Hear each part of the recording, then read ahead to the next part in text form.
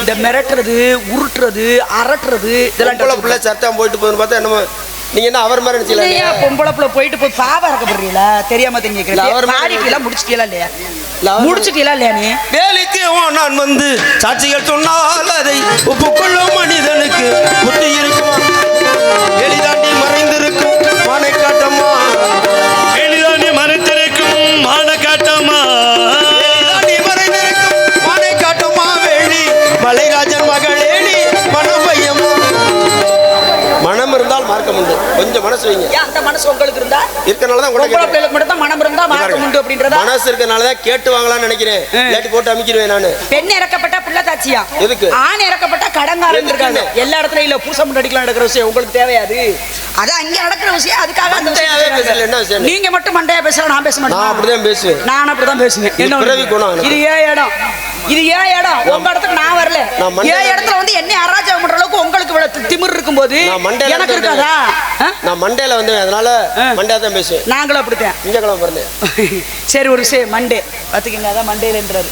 சரி அதெல்லாம் இருந்த போது ஒரு முனிவர் ஆகப்பட்டவர் பெண்ணுக்கு ஆசைப்பட்டாருன்னு சொன்னீங்கல்ல. பெண்ணுக்கு ஆசைப்பட்டதுனால இருவரும் கூட்டினாங்க, வேதவியாச பெருமான் பிறந்தாருன்றது ஒரு விஷயம் சொன்னீங்க. பெண்ணு சம்மதப்பட்டதுனாலதான், இருமணம் சேர்ந்ததுனாலதான் இங்க திருமணமே நடந்துச்சு. இதெல்லாம் நடந்திருக்க வாய்ப்பு இல்லை. அதே சமயத்துல துசேந்தன் என்று சொல்லக்கூடியவன் சகுந்தலையை பார்த்து ஆசைப்படுறான்னா சும்மாவா? சகுந்தலை அன்னைக்கு நினைச்சிருந்தானா தனியாவே இருந்திருக்கலாமே. அவளும் ஆசைப்பட்டா. இதுக்குதான் ராமாயணத்துல அண்ணலும் நோக்கினாள் அவளும் நோக்கினாள் அப்படின்ற ஒரு கவி இருக்கு. உங்களுக்கு எல்லாம் தெரியும். இருமணம் சேர்ந்தாதான் திருமணம். நீங்க என்ன ஒருதலை பட்சமாவே நின்னுக்கிட்டு அதுக்கு சம்மதம் கொடுங்க, அதுக்கு சம்மதம் கொடுங்க, அது சம்மதம் கொடுங்கன்னு கேக்குறீங்க. நீங்க ஏதோ குழப்பத்துல இருக்கீங்க. யாரு?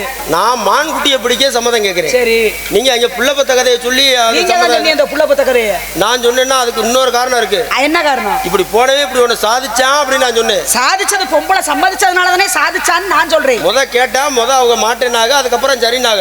அது மாதிரி இப்ப நீங்க மாட்டேன்னு சொல்றீங்க. ஆவதும் பெண்ணாலே மனிதன் அழிவதும் பெண்ணாலே, வாழ்வதும் பெண்ணாலே, அவனே வீழ்வதும் பெண்ணாலே. ஒரு வெற்றி, அதாவது ஒவ்வொரு ஆண்களுடைய வெற்றிக்கு பின்னாடி பெண் இருக்கதா சொல்றாங்கல்ல. தப்பு. ஏன் என்ன தப்பு? வெற்றி பெற்ற ஆணுக்கு பின்னாடி தான் பெண்ணு போகல மொழிய. வெற்றி பெற்ற ஆண் காரணம் பெண்ணா இருக்க வாய்ப்பு இல்ல. இல்ல இருக்கு. வெற்றி பெற்றுட்டா அந்த ஆண் பின்னாடி பெண்ணுதான், தாரமும் பெண்ணுதான், கூட பிறந்தவளும் பெண்ணுதான், கூடி பிறக்கிற பொம்பளை பிள்ளை நம்ம பிள்ளையும் பெண்ணுதான். இப்படி பெண்ணினத்துல எத்தனை இருக்கும்போது ஏன் தாய் இருக்க கூடாதா? ஏன் தாரம் இருக்க கூடாதா? வெற்றிக்கு பின்னாடி ஒரு பெண்ணு, ஒரு ஆம்பளை தலை நிமிர்ந்து நடப்பதும் பெண்ணால, தலை குனிந்து அதாவது தலை நிமிர்ந்து நடக்கிறதும் பெண்ணால, தலை குனிஞ்சு நடக்கிறதும் பெண்ணாலே. நாங்க